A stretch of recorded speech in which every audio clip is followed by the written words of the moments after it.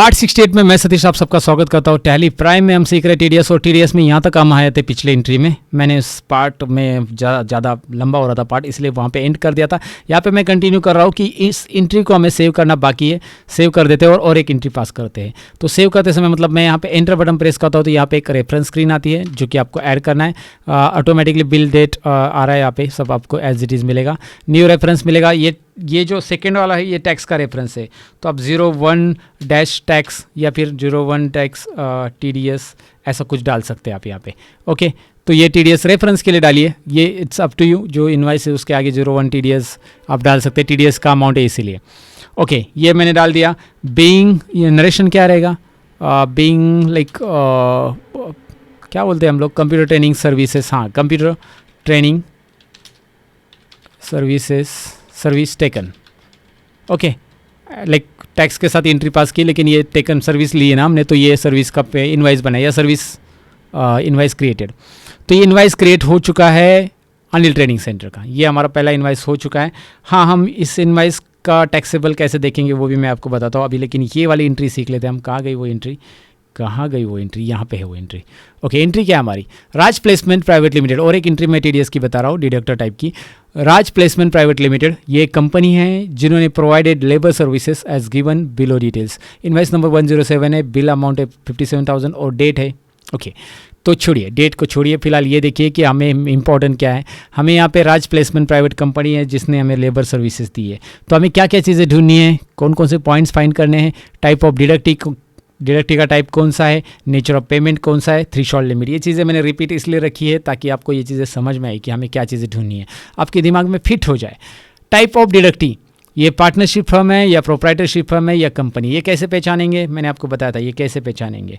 ये यहाँ पे देखेंगे, उसका पैन कार्ड नंबर आपको दिखाई दे रहा है, फोकस हो गया राइट। पैन कार्ड नंबर आपको दिखाई दे रहा है, पैन कार्ड नंबर है यहाँ पे C आ रहा है पैन कार्ड नंबर में, 1 2 3 चौथा नंबर का अल्फ़ाबेट दिखाई दे रहा है ना। पैन कार्ड नंबर ये 10 डिजिट रहते हैं जो कि मैंने आपको समझाया है पहले पार्ट में। तो ये C है तो कंपनी आएगी, याद रखिए। C है तो ये क्या रहेगा? कंपनी है। अभी कंपनी प्रॉपर हाईलाइट हो गया। ओके, तो पिछले ट्यूटोरियल में कुछ और हाईलाइट हो गया था गलती से, I am sorry for that, but वो प्रेजेंटेशन में जल्दी में हो गया। एज पर गिवन लिस्ट हमें ढूंढना है, नेचर ऑफ पेमेंट्स और थ्रेशोल्ड लिमिट भी ढूंढना है। ये कंपनी है, ये आपको समझ में आया, directive type. Nature of payment कौन सा है? हम ये क्या आप कर रहे हैं? हमें लेबर प्रोवाइड कर रहे हैं, और लेबर एज है ना, लाइक ये एक लेबर कॉन्ट्रैक्ट होता है ना, कॉन्ट्रैक्ट प्रोवाइड कर, मतलब ये कॉन्ट्रैक्ट सर्विस हमें दे रहे हैं, कॉन्ट्रैक्ट दे रहा है आई मीन टू से। सो ये लेबर प्रोवाइड कर रहे हैं यानी कि कॉन्ट्रैक्ट।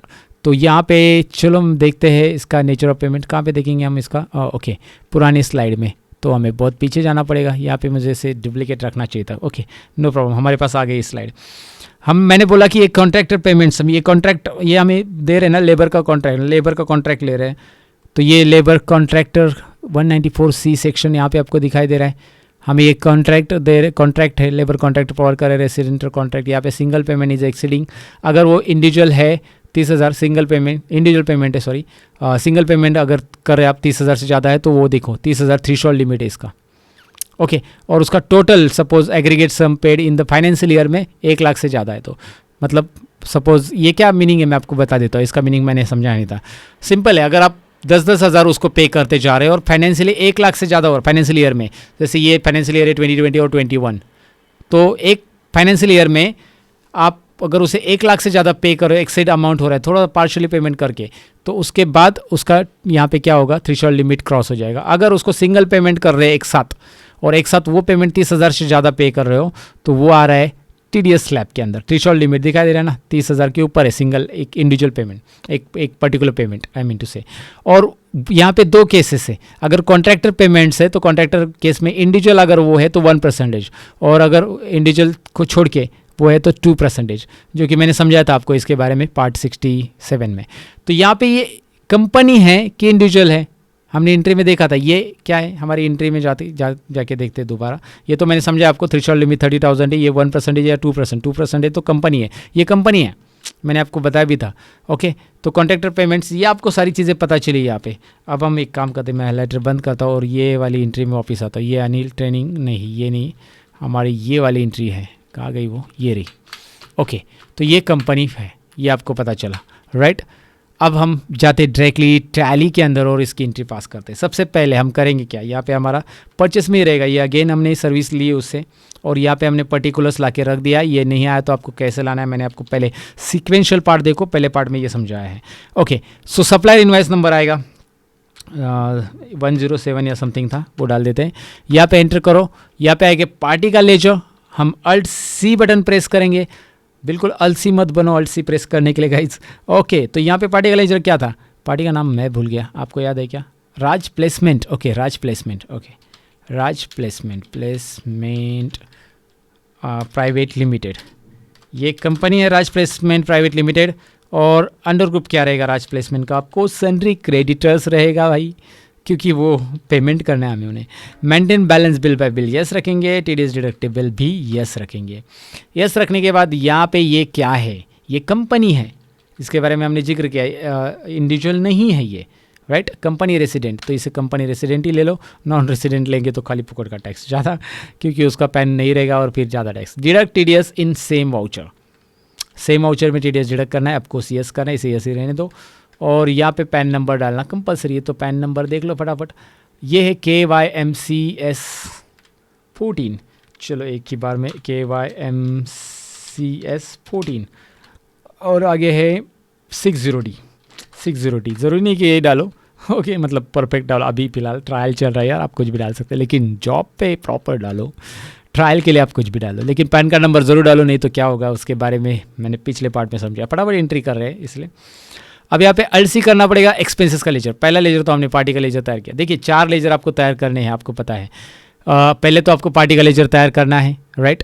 फिर 4 लेजर इन से 4 चीज़ें तैयार करनी है। एक तो पार्टी का लेजर तैयार करना है, जो मैंने आपको दिखाया था, ये देखिए पार्टी का लेजर है, टीडीएस नेचर ऑफ पेमेंट है, और एक्सपेंसेस का लेजर है, और टीडीएस का लेजर है, राइट। और टीडीएस का लेजर अभी बनाने की ज़रूरत नहीं है, एक्सपेंसेस का लेजर, पार्टी का लेजर और नेचर ऑफ पेमेंट ही 3 ही चीज़ें तैयार करनी, क्योंकि टीडीएस लेजर पहले से बनाया है। तो फिलहाल यहाँ पे एक्सपेंसेस का लेजर बनाना है। ये एक्सपेंसेस है, लेबर एक्सपेंसेस प्रोवाइड कर रहे हैं हमें ना, labour charges, okay. So labour charges जो भी प्रोवाइड कर रहे हैं, या फिर आप मैन पावर चार्जेस आप लिख सकते हैं वो। तो यहाँ पे वो लिया हमने, एक्सपेंसेस है, इनडायरेक्ट एक्सपेंसेस, यहाँ पे लिया टीडीएस एप्लीकेबल, यस एप्लीकेबल, ये टाइप करो एप्लीकेबल आ जाएगा। ये देखिए मैं यहाँ पे टीडीएस एप्लीकेबल कर रहा हूँ। एप्लीकेबल करने के बाद अगर मैंने यहाँ पे क्रिएट नहीं किया, अभी देखिए यहाँ पे अगर मैंने क्रिएट नहीं किया तो मैं आगे भी उसे क्रिएट कर सकता हूँ। अगर मैंने यहाँ पे इसे अनडिफाइंड रखा या फिर एनी रखा तो आगे भी मैं क्रिएट कर सकता हूँ, जो कि आगे आपको फिर से पूछा जाता है क्रिएट करने के लिए। जैसे क्योंकि मैंने F12 करके उसे ऑन भी किया था ना, नेचर ऑफ पेमेंट्स बताओ भाई, तो नेचर ऑफ पेमेंट्स आपको फिर से वहाँ पे देना पड़ेगा, क्योंकि आपने उसे नहीं दिया था, तो आप यहाँ पे दे सकते हैं। तो चलिए यहाँ पे मैं एक काम करता हूँ, इसे मैं यहाँ पे एनी रख देता हूँ फिलहाल के लिए। एनी मैंने रख दिया, अभी मैंने डिफाइन नहीं किया उसको, मतलब अनडिफाइन हो गया वहाँ पे।